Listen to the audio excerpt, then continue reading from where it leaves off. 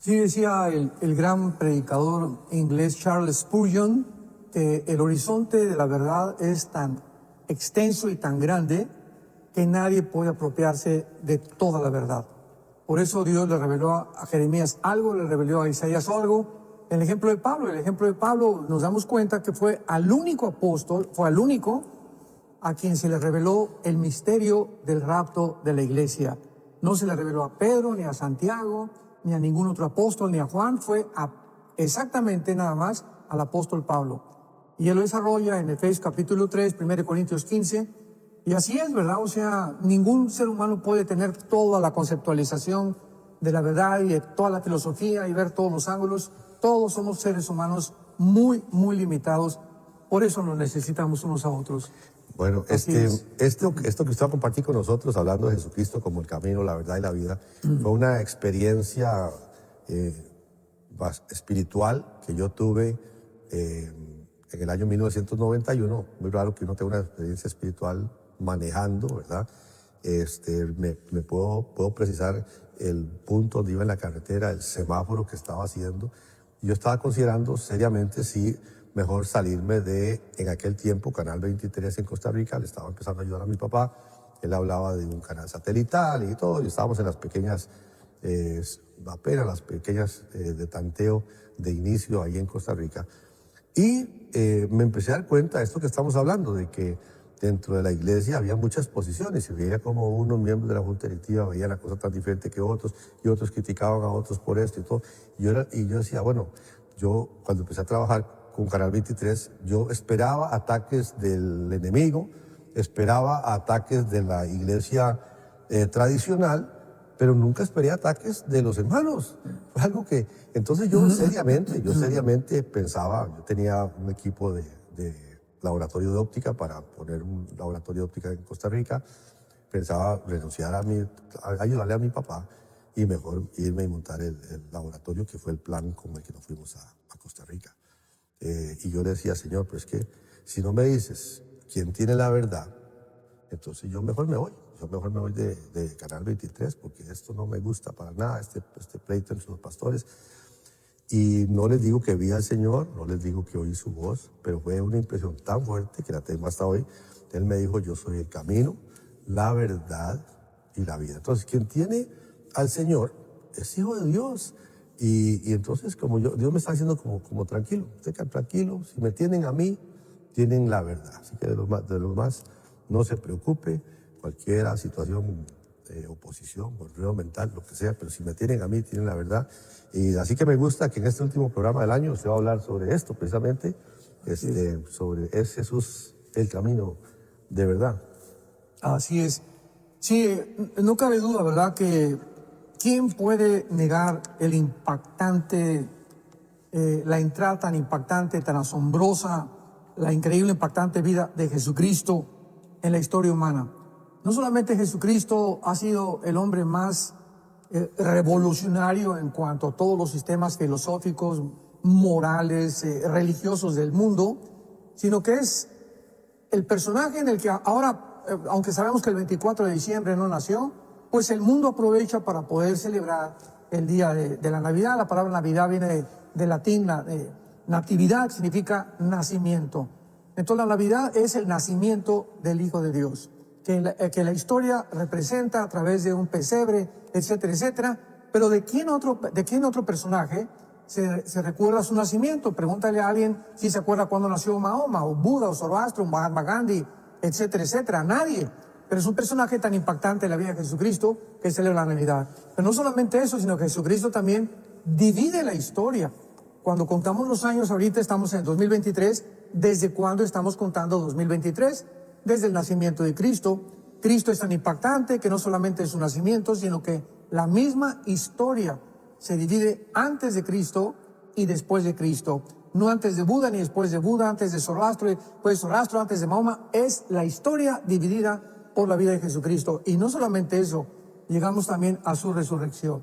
Jesucristo es el único personaje también en la historia de quien se celebra su muerte, su nacimiento, su resurrección y lo impactante de su vida, ¿verdad?, que divide la historia. Así que pues, ¿quién puede negar esto? Además, lo más importante que vamos a abordar en esta mañana con la ayuda de Dios y el Espíritu Santo es que las enseñanzas de Jesucristo derriban todos los sistemas religiosos y filosóficos humanos, exponiéndolos como inadecuados para todas las necesidades humanas, falsos en sus fundamentos y peligrosos en sus tendencias. Uno de los principales propósitos de la Biblia es precisamente corregir la elevada opinión que el hombre tiene de sí mismo. Así que pues el hombre se cree poseedor de la sabiduría, y por acá sale uno con un nombre y el otro con otro nombre y con otro sistema, ideas, pero cuando venimos a la Biblia y nos encontramos con la filosofía, con las verdades, con las palabras de Jesucristo, nos deja anonadados.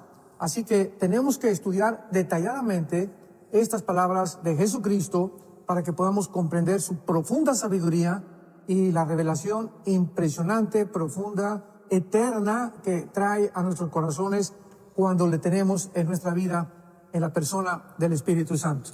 Hay un momento en la vida, bueno, en la historia, ¿verdad? Donde el Señor envía a Jesucristo para que Él pueda restaurar esa relación. O sea que podemos como cristianos estar seguros que definitivamente Él es el camino, ¿verdad? Quienes lo aceptan y aceptan este regalo precioso, podemos entender claramente entonces que Él definitivamente, cuando dijo que Él era el camino, Él sí es el camino.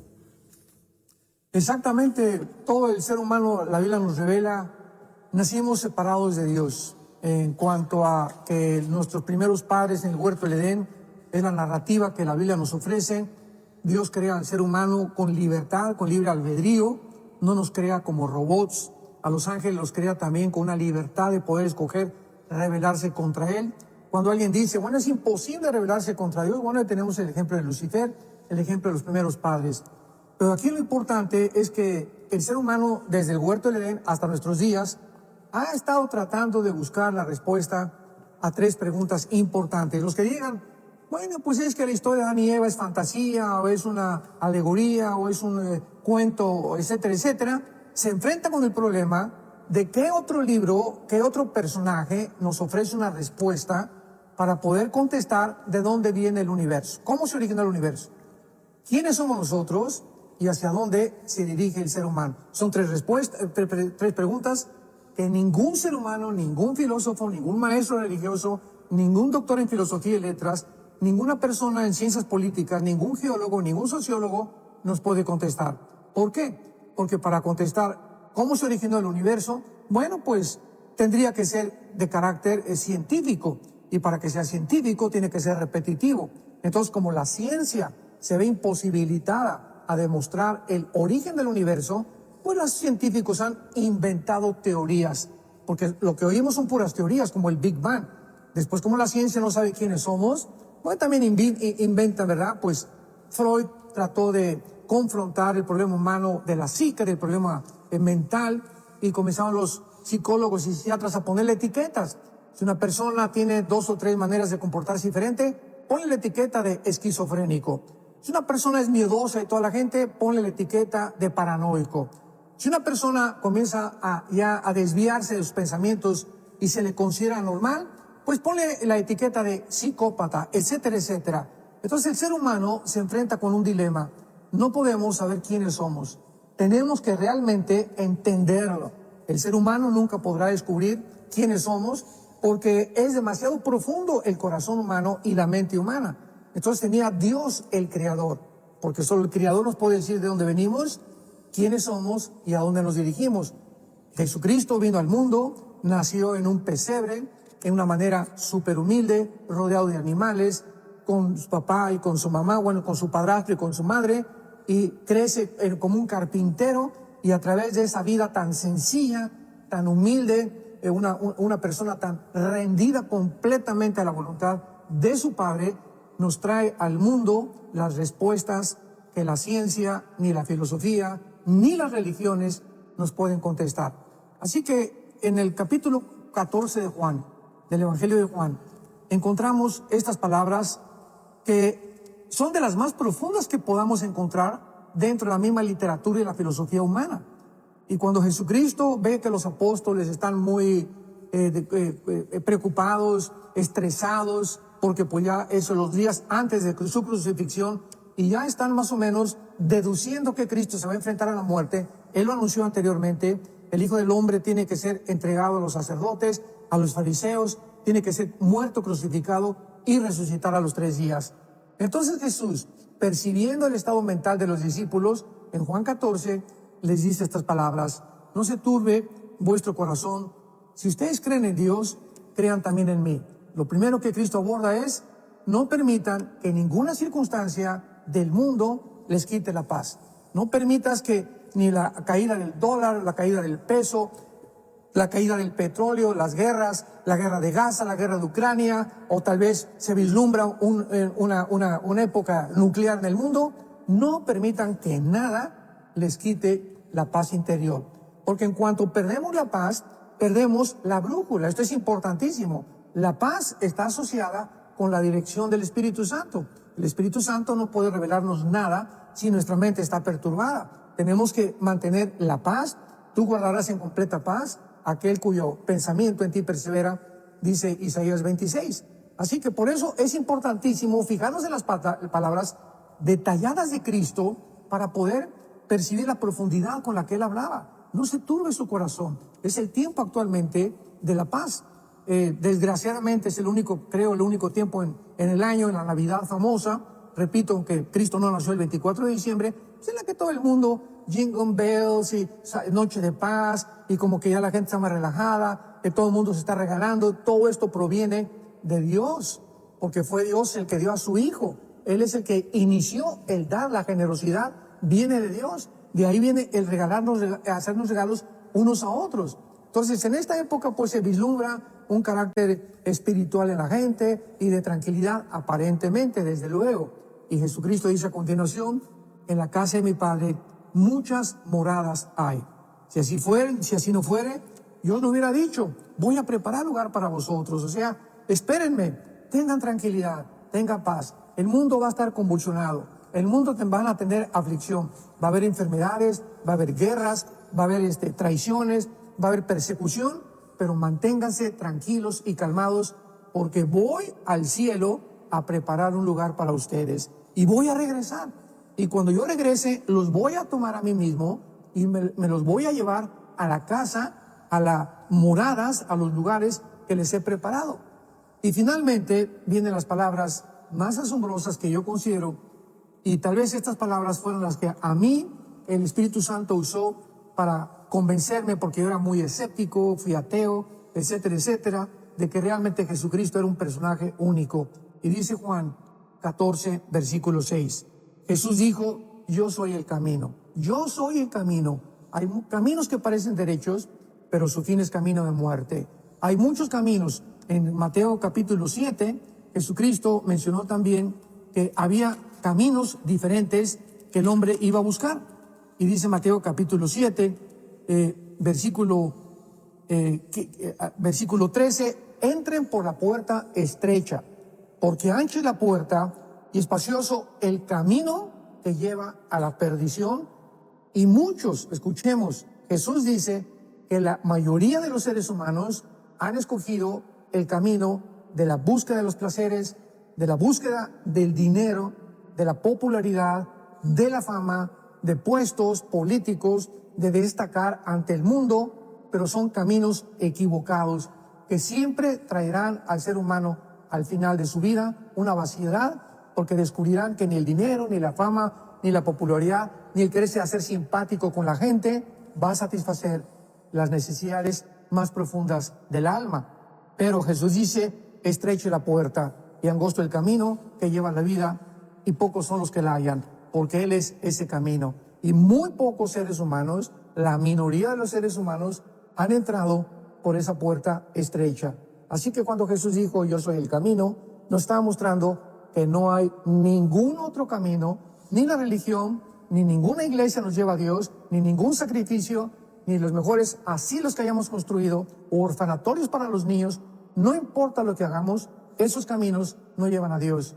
Si tú no tienes a Jesucristo, aunque seas una persona benefactora y hayas dado millones de pesos y hayas construido iglesias, ese camino no te va a llevar a Dios. si no tienes a Jesús, el camino que tú estás tomando es un camino que tarde o temprano te llevará a la muerte. Wow. Puede ver al pie de pantalla ahí cómo usted puede descargar las notas de lo que está compartiendo con nosotros el doctor Armando Alducin. Entre al WhatsApp de enlace y ahí usted puede descargar esas notas. De paso, si tiene alguna petición de oración, tiene alguna pregunta con respecto al ministerio de enlace, ahí creo que está todo lo que usted pueda necesitar, así que hágalo en este momento. Bueno, a la segunda cosa que él decía, Jesucristo dijo que él es la verdad también. Muchos se preguntan que no hay verdad absoluta, que sí hay verdad absoluta. ¿Qué opina de esto, doctor? La segunda palabra de Jesús, vuelvo a insistir en esto y enfatizar esto, ¿verdad? Cuando examinamos las palabras de Jesucristo, tú que me escuchas, que te crees filósofo o doctorado en ciencias políticas o en filosofía, etcétera, etcétera, cuando leemos las palabras y las meditamos profundamente, es algo que trasciende nuestra capacidad de pensar si no tenemos al Espíritu Santo mostrándonos el significado de las palabras. Cuando Jesús dice, yo soy el camino, y en segundo lugar, yo soy la verdad, eso fue lo que a mí me sacudió de los pies a la cabeza hace 49 años, que me convertí hace 49 años que soy cristiano. Y cuando oí esas palabras, pues yo había estudiado, siempre me ha gustado la filosofía, Platón, Aristóteles, Demóstenes, etcétera, etcétera. Y todos los filósofos de la época de oro de la filosofía, 200, 300 años antes de Cristo, durante casi el imperio griego, buscaban la verdad. ¿Qué es la verdad? Ninguno de ellos pudo declarar la verdad es esto. Porque dentro de la verdad o dentro del examen o el análisis de la verdad hay lo que es la verdad, el relativismo, ¿verdad? Y lo que es realmente el absolutismo. ¿Qué quiero decir? Bueno, hay personas que te dicen lo siguiente, bueno, esa es tu verdad, yo tengo mi verdad. Entonces llegamos a una conclusión en la que no hay verdades absolutas. Y cuando llegamos a eso, pues llegamos a un mundo relativista donde imaginémonos, pues cada quien hace lo que le da la gana. El niño le dice a su papá, papá, tú me prohíbes fumar marihuana, pero sin embargo tú andas con otra mujer. Entonces tú eres un adúltero, papá. Entonces tu verdad es la inmoralidad. No tienes ninguna calificación moral ni ética para calificarme de drogadicto, porque para mí es verdad y para ti es verdad la inmoralidad. Así que nos encontramos cuando decimos eso, esa es tu verdad y yo tengo mi verdad. O si yo soy homosexual, pues tú tienes tu verdad, yo tengo mi verdad, y para mí el homosexual es completamente normal. Es cuando nos enfrentamos a la autodestrucción del ser humano, mentes reprobadas. Y esta es la razón por la cual el mundo se encuentra como se encuentra. Entonces, durante todo el tiempo hemos buscado la verdad. Y Jesucristo nos dice, yo soy la verdad. Hace algún tiempo, en los 90s, estuve en una facultad en la universidad aquí en México, en la Ciudad de México, y me invitaron a una conferencia a la Facultad de Filosofía y Letras. Y les hice una pregunta entrando porque en ese tiempo, en los 80, 90s, México, tanto la Universidad Autónoma de México como el Politécnico, que eran las más prestigiadas, el Tecnológico de Monterrey ya vino después, estaban llenas de ateos. Fue el tiempo de Jean-Paul Sartre, el padre del existencialismo en Francia. Y cuando les hice esta pregunta a los estudiantes, me estaban esperando, creían que yo era un padrecito o que era un cura y que les iba a hablar nada más de Dios, y abordé el tema de la filosofía bíblicamente. Y les hice a los estudiantes esta pregunta. ¿Qué es la verdad? ¿Me puede alguien definir ustedes qué es la verdad?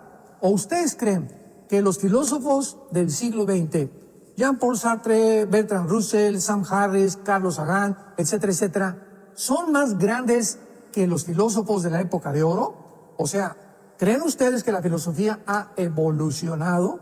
Y pues todos se quedaron callados, porque no hay ningún filósofo ateo, que fueron casi todos ateos, del siglo XX, que se pueda comparar con los filósofos de la época de oro. Entonces se quedaron callados. Y les dije, entonces la filosofía se halla todavía en pañales, porque nadie ha podido definir qué es la verdad. Y uno me dijeron lo que acabo de repetir, mencionar hace unos momentos. La verdad es una verdad para usted. Uno me contestó, yo tengo mis verdades. Entonces yo le contesté, mira, para que sea verdad, tiene que ser la palabra emuná en el hebreo, y la palabra letinos en el griego, que se tradujo como verdad, significa esto. La verdad tiene que ser algo que no está sujeto a un cambio. Por eso la ciencia no es verdad. Acuérdense, Jacques Cousteau, el oceanógrafo francés en los 40s, metió un aparato en el mar pues aquí no hay sonido dentro del mar. Y puso en su bitácora, verdad científica, entre comillas, no se transmite el sonido debajo del mar. Pasaron 10 años, 1955, se descubre otro aparato, se mete debajo del mar y se descubre que hasta las langostas tienen sonidos y las ostras también.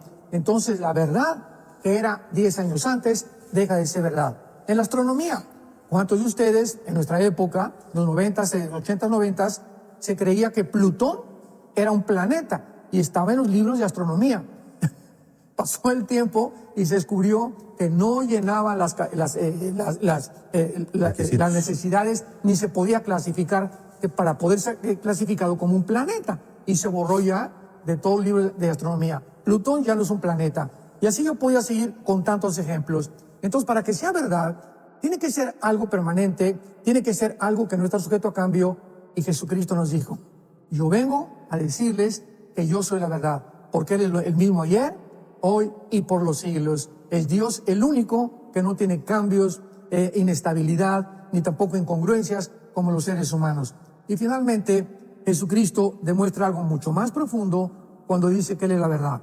Se encuentra ante Poncio Pilatos, el gobernador, y Poncio Pilatos está discutiendo con él y buscando la manera de liberarlo. Entonces el capítulo 18 de Juan, versículo 37, le dice Poncio Pilatos, escuchemos con atención lo que Jesús dice. Luego eres tú rey, y respondiendo Jesús, tú dices que yo soy rey. Yo para esto he nacido, y para esto he venido al mundo, para dar testimonio a la verdad. He venido al mundo, he nacido en un pesebre, he crecido y voy a ser crucificado porque quiero que el mundo entienda y conozca qué es la verdad. Todo aquel que es de la verdad, oye mi voz. O sea, no hay manera de conocer a la verdad si tú me escuchas, si no tienes a Cristo dentro de ti.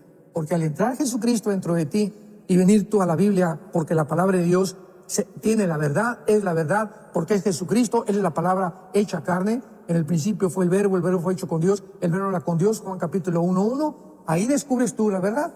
Pero lo más importante y lo más interesante es lo siguiente. Cuando Jesús dice, yo soy el testigo de la verdad, he venido al mundo para la verdad, le dijo Pilato, ¿qué es la verdad?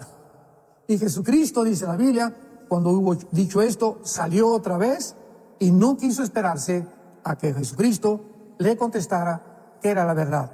Aquí se llama la respuesta en silencio de Dios. Él huyó porque él tenía la verdad enfrente de él. Y Pilato no quiso, le pregunta y no quiere oír la respuesta y lo abandona a Jesucristo. Y esto es lo que se repite en el mundo continuamente. Las personas están buscando la verdad, pero no quieren oír a Jesucristo. No, después eso es religión y Cristo fue como el Che Guevara, un gran revolucionario, un gran maestro moral como Gandhi. Y esta es la clasificación que el mundo tiene. Pero ven, lee los evangelios, cierra tus ojos, dile a Dios, Señor, muéstrame la verdad. Si tú eres la verdad, Jesucristo, te necesito. Y entonces ten paciencia para escuchar a Jesucristo, que Él te diga por qué Él es la verdad. Usted en las notas que la gente puede descargar, yo los tengo aquí, dice, la mayoría de las verdades humanas dentro del campo de la ciencia y la filosofía han sido y son de carácter relativo, pues han cambiado a través del tiempo, como usted lo mencionó ahorita. Por ejemplo, ¿qué líder, libro religioso, religión o filosofía nos puede revelar de dónde venimos, quiénes somos y a dónde nos dirigimos? Aquí en cuanto a libros, líderes o religiones. Claro. Otra vez, la misma pregunta, o sea, ¿quién es tu líder? Me encanta esta pregunta porque cuando me enfrento a estudiantes de universidad, le digo, en México se dice, ¿quién es tu gallito pinto? O sea, ¿quién es la persona que tú más admiras? El autor que más sigues, que más has leído. Carlos Marx, Hegel, Federico Engels, o Sigmund Freud, o algún autor del siglo XX, o Richard Dawkins. Dime quién es la persona que tú crees que te ha llenado más y que consideras lo más intelectual. ¿Quién de todos estos líderes? ¿Buda? ¿Mahoma? ¿Confucio? ¿Zoroastro? ¿Krishna? ¿El Dalai Lama? ¿Algún gurú? Tráelo. El que tú admires, tráelo. Y ponemos aquí a Cristo y ponemos aquí a tu líder o a las personas que más admiras. Y cuando examinamos las palabras de cada uno de ellos, vas a llegar a la conclusión de que no se puede, es incomparable lo que Jesucristo dijo. Y también, ¿cuál de todos los libros sagrados que tú has leído te puede revelar la verdad? ¿El Ramayana de los hindúes? ¿O el Tripitaka de Buda? ¿En los Vedas? ¿El Corán del Islam? Dime qué libro. Compáralo con la Biblia, por el amor de Dios. Y cuando tú los compares con la Biblia vas a encontrar que ninguno de los libros que se consideran sagrados contiene la verdad. Contienen opiniones de hombres. Ninguno dijo yo soy la verdad. Buda antes de morir dijo busquen la verdad a los discípulos. Ni Mahatma Gandhi, ni Ramayana, ni Zoroastro, ni Krishna, ni ningún gurú ha dicho yo soy la verdad. Y más que eso, lo ha tenido que demostrar resucitándolo de los muertos. ¿Y cuál de todas las religiones también contienen esta respuesta, verdad? El hinduismo, el islam, el catolicismo romano, la cienciología famosa o el budismo. Tú muéstrame de todas las religiones a quién puedes tú comparar o en quién puedes encontrar la verdad. Y de los filósofos, tráeme también a Platón, a Sócrates, a Demóstenes, Hipócrates. Y de los tiempos modernos, repito, Carlos Darwin, porque es la verdad de muchos, hemos llegado a creer que venimos de la amiba y como somos el resultado de una evolución. Freud, Engels, Marx, Friedrich Nietzsche, que envenenó las mentes de todos los pensadores del siglo XX para convertirlos en ateo. Carlos Sagan, Richard Dawkins. Busca libros, busca héroes, busca autores y nunca vas a encontrar absolutamente a nadie. ¿Por qué? Porque es lógico que dada la imperfección humana y el estado caído en que la Biblia nos revela que nos encontramos, no podemos encontrar ni el camino, ni la verdad, ni la vida, ni de nuestra propia identidad sin la ayuda de Dios. Y finalmente, esta es la razón por la cual Cristo, cuando viene al mundo, comienza a hablar en un idioma, en un lenguaje misterioso, que se llaman las parábolas. Entonces comienza Jesucristo, Mateo 13, pues el sembrador vino a sembrar, etcétera, etcétera. Todos conocemos esta parábola. Una cayó junto al camino entre espinas y otra cayó en buena tierra. Y todos se quedan estupefactos sin entender palabras tan sencillas. No usan ningún lenguaje complicado ni tecnicismos. Que la semilla, las espinas, la lluvia, esas son las palabras de Cristo, pero se encontraba detrás de las palabras el misterio más grande de su personalidad. Y cuando termina de hablar las palabras, Mateo capítulo 13, agarra a sus discípulos y los pone aparte, porque toda la gente dijo, pues nos acaban de contar un cuento de Blancanieves o algo así parecido. Y les dice estas palabras a sus discípulos: a ustedes les es dado el conocer los misterios del reino de Dios. Y los misterios del reino de Dios se encuentran detrás de las palabras sencillas de Cristo, que si no tienes al Espíritu Santo, crees que es un cuento, pero había tantas verdades detrás que después les explica qué significa el sembrador, que es la semilla, que es la palabra de Dios, el camino, las espinas, que es el estado del corazón, y esto no se podía diferenciar ni tampoco se podría deducir si no tuviéramos al Espíritu de Dios. Gracias a Dios que el apóstol Pablo en Efesios dice que Dios nos ha revelado el misterio de su voluntad, y su voluntad es que conozcamos la verdad. Bueno, y él termina mencionando la vida, ¿verdad? Porque siempre todo el mundo ha querido como descubrir o saber o aprender de dónde venimos, la vida como tal, dónde se inicia. Y bueno, y él mencionó que él era la vida también. Y bueno, esto es increíble. Ojalá que tú estés ahorita gozando. Como yo cada vez comparto esto, me gozo tanto. Señor, gracias por habernos revelado la verdad a través de tu Espíritu Santo. Dice 1 Corintios capítulo 2 que el hombre natural no conoce las cosas que son del Espíritu porque para él son locura. Como el Dalai Lama le dijo al Papa Juan Pablo II en los 90s que Cristo había fracasado porque había sido una persona débil al haber escogido a pescadores en lugar de personas intelectuales. Luego el padre del ateísmo, Friedrich Nietzsche, el alemán, que acabó loco en un psiquiátrico, dijo cuando a los 37 años comenzó a tener intentos de suicidio, Friedrich Nietzsche, pues repito, padre de todos los ateos, dijo Nietzsche, es que Jesucristo no puede ser un personaje al que yo me pueda adherir intelectualmente, porque Jesucristo fue un hombre manso y humilde de corazón. Eso fue lo que dijo el padre del ateísmo, cuando la mansedumbre y la humildad fueron las características más grandes de Cristo.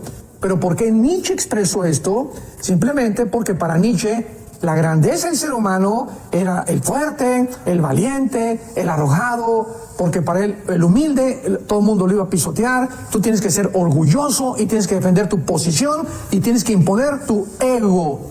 Es lo que Friedrich Nietzsche concluyó. Cristo era completamente lo contrario, simplemente porque Dios escoge lo necio del mundo para avergonzar a los sabios. Y lo que para el mundo considera como humildad y como mansedumbre y tontería, esta es la sabiduría de Dios. Porque sus pensamientos no son nuestros pensamientos, ni sus caminos son nuestros caminos. Así que cuando venimos a la tercera declaración de Jesús, yo soy el camino, la verdad, y en tercer lugar, la vida, ahí sí ya tenemos que completamente fulminar completamente las neuronas de nuestro cerebro, nuestra capacidad intelectual, porque la pregunta que hacemos es, ¿qué es la vida? Y la vida, cuando venimos a la Biblia, nos muestra que ese hombre que nació en Belén, ahora el 24, que fue resucitado y que fue crucificado y muerto por ti y por mí, es la vida. La vida de los pajaritos, de los gusanos, de los animales, de todas personas. Y quiero leer las palabras de lo que el apóstol Juan pensó acerca de Jesús. En su primera carta de Juan, capítulo 1, oigamos con atención esto para terminar en cuanto a la vida de Jesús y la vida que somos nosotros o que tenemos nosotros.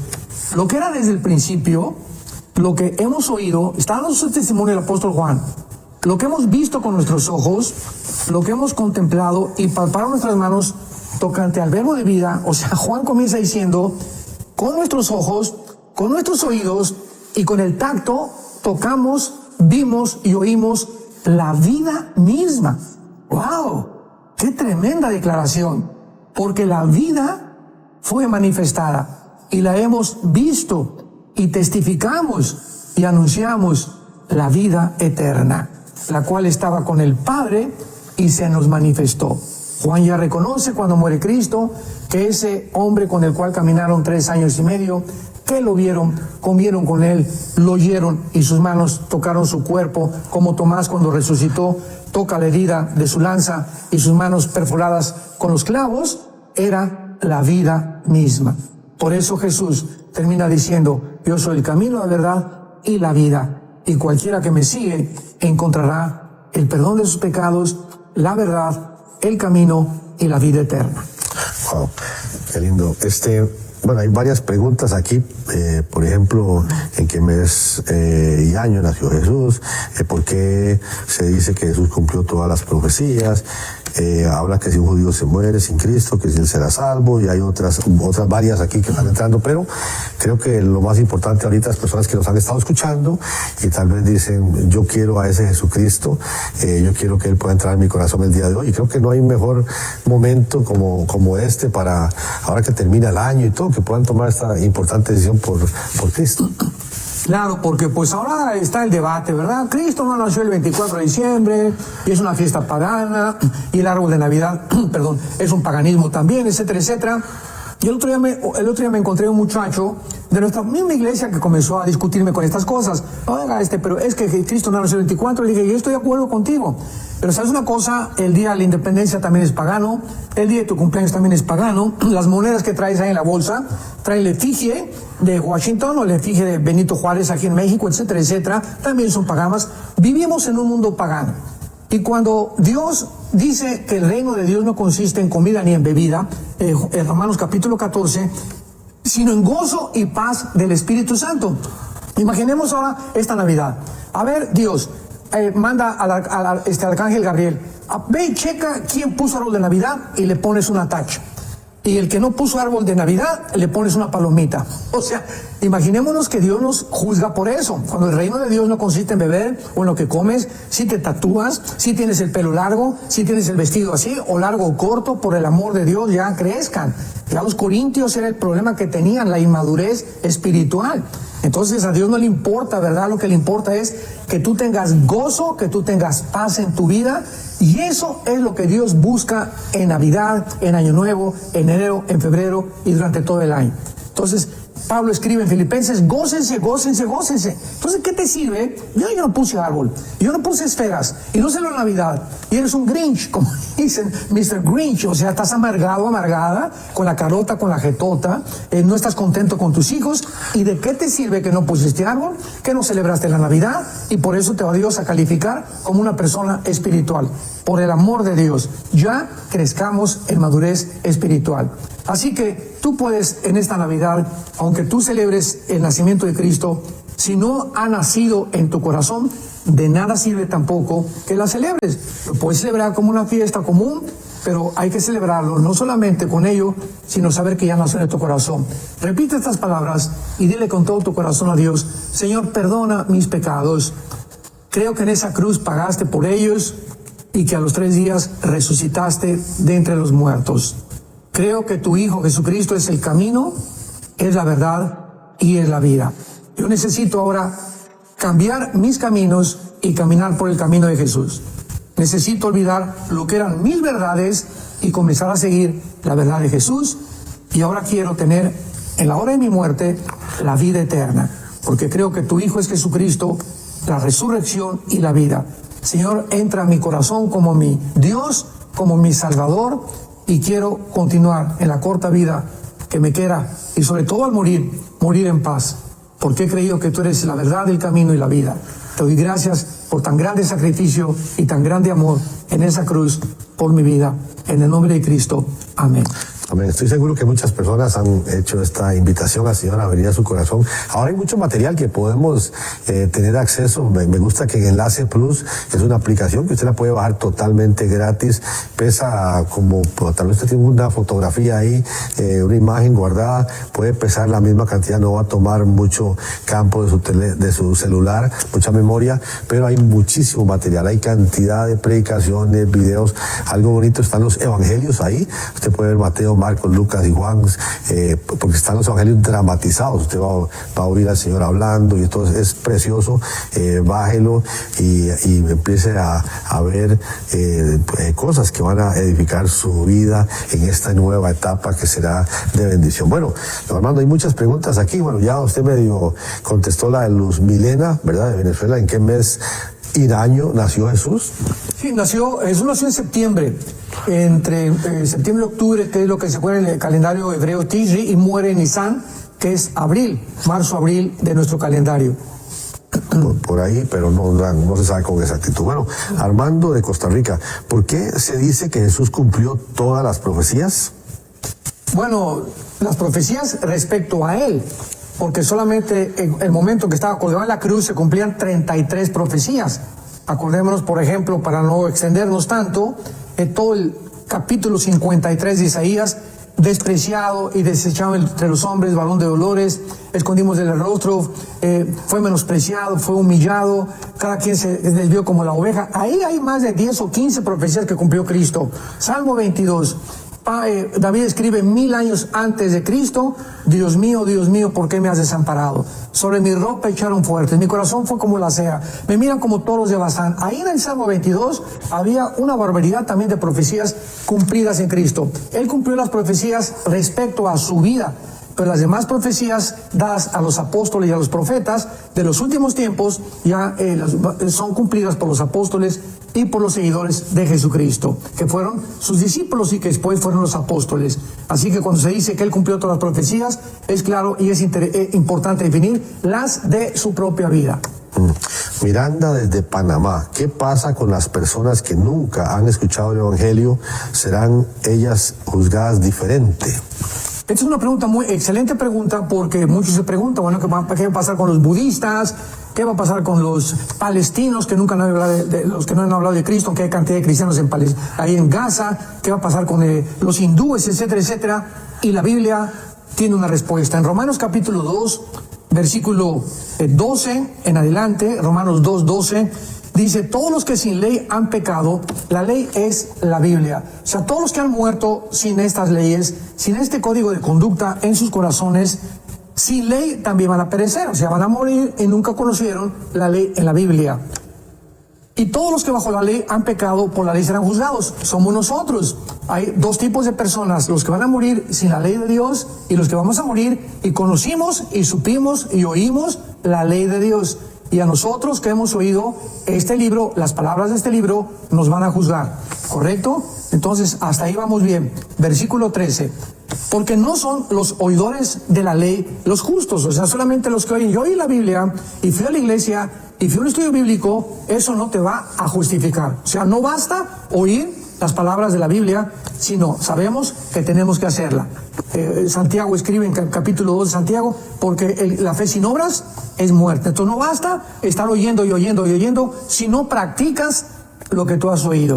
Y dice el versículo 14, porque cuando los gentiles que no tienen ley, o sea, aquí podemos incorporar palestinos, budistas, maometanos, hindúes, toda la gente que nunca oyó hablar de Cristo, hacen por naturaleza lo que es la ley.